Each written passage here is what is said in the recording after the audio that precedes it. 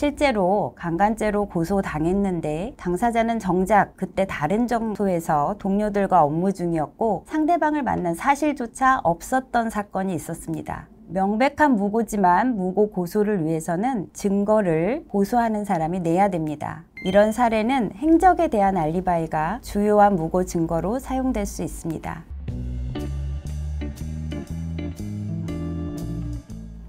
성범죄 사건 전문 아리아 법률사무소 임혜진 변호사입니다. 변호사님, 강간 사건 불송치 났으니까 무고로 고소해 주십시오. 이런 경우 많이 있습니다. 성폭행, 성추행 불송치나 무죄 났을 때 무고는 어떻게 되는지 성범죄 수사 실무 현장에서 직접 수많은 무고 사건을 처리했던 경험을 바탕으로 생생하게 알려드리겠습니다. 불송치나 무죄 나면 자동으로 무고가 되는 것은 아닙니다. 무고죄는 다른 사람을 처벌받게 할 목적으로 허위라는 것을 알면서도 일부러 허위 사실로 고소했을 때 성립합니다. 허위로 112 신고한 사건도 마찬가지입니다. 단순히 상황을 과장한 거라면 무고는 아닙니다. 예컨대 강간으로 고소하면서 상처는 강간으로 생긴 상처가 아닌데도 강간치상죄로 고소하는 경우가 있습니다. 이런 경우에 강간이라는 핵심 부분은 사실이기 때문에 무고는 되지 않습니다. 핵심적이고 중요한 사실을 허위로 고소했는지가 관건입니다. 이런 무고죄는 처벌 수위도 몹시 높습니다. 다른 사람을 부당하게 처벌받을 위험에 빠뜨렸기 때문입니다. 법상은 10년 이하 징역, 1,500만 원 이하 벌금으로 되어 있고, 특히 성범죄처럼 중한 것을 허위로 고소하면 초범이라도 실형 가능성도 높습니다. 무고죄가 되려면 첫째는 허위 사실을 신고나 고소한 것이어야 됩니다. 112 신고도 포함됩니다. 두 번째는 처벌받게 하려고 한 것이어야 합니다. 고소 내용 자체가 죄가 안 되면 무고는 아닙니다. 예컨대 서로 합의하에 한 것인데도 강간이나 중강간으로 고소하는 경우들입니다. 또 아예 그날 그 시간에 만나지도 않았는데 성추행이나 성폭행으로 고소하는 경우도 실제로 있습니다. 이렇게 사실 자체를 조작해야 무고가 됩니다.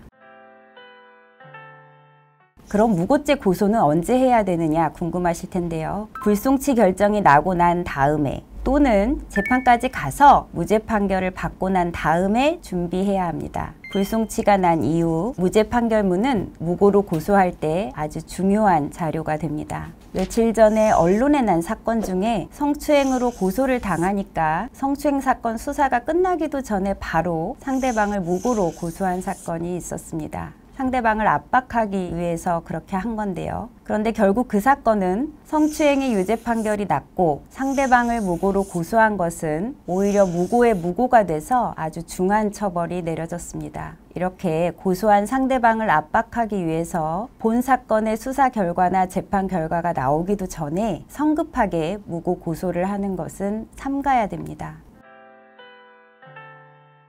무고죄 고소를 하려면 기본적으로는 상대방이 쓴 고소장을 봐야 됩니다. 다음으로는 불송치 결정서나 무죄 판결문이 있어야 됩니다. 그리고 CCTV, 문자, 녹취, 다른 사람들의 말, 무고를 증명할 수 있는 다른 증거도 있어야 됩니다. 실제로 강간죄로 고소당했는데 당사자는 정작 그때 다른 장소에서 동료들과 업무 중이었고 상대방을 만난 사실조차 없었던 사건이 있었습니다. 명백한 무고지만 무고 고소를 위해서는 증거를 고소하는 사람이 내야 됩니다. 이런 사례는 행적에 대한 알리바이가 주요한 무고 증거로 사용될 수 있습니다. 그 시간에 함께 있었던 동료들의 말, 그리고 그 장소에 있었던 CCTV가 중요한 증거가 될 수 있습니다. 또 성범죄 사건에서는 피해자가 신고하면 제일 처음에 성폭력 키트라고 해서 피해자 신체에서 어떤 사람의 DNA가 나오는지 국가수의 감정을 맡깁니다. 실제 강간 당했다고 고소했는데 피해자 신체에서 막상 다른 사람 유전자가 나오거나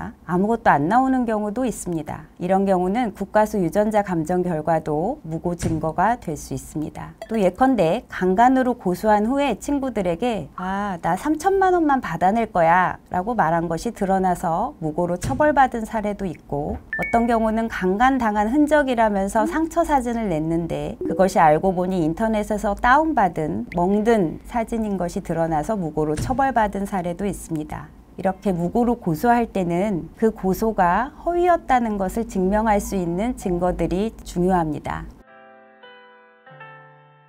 성범죄 사건에서 무고죄로 다시 상대방을 고소해서 형사처벌받게 하는 것은 매우 어려운 문제입니다. 그 고소가 거짓말이라는 것을 이쪽에서 입증해야 되기 때문입니다. 특히 성범죄는 나는 무섭게 느꼈다, 동의하지 않았다 라고 주장하고 다른 증거가 없다면 무고죄 입증이 아주 어려워집니다. 그래서 성추행이나 성폭행이 무혐의 나고 무죄가 나고, 무고로 상대방을 고소했는데 그 무고도 무혐의가 나고 무죄가 나는 경우도 많습니다. 동반해서 다 같이 무혐의 무죄가 나는 거죠. 그만큼 무고죄는 입증하기가 매우 어려운 사건입니다. 그래서 무고 고소를 준비하신다면 변호사 조력을 받아서 진행하는 것이 매우 중요합니다.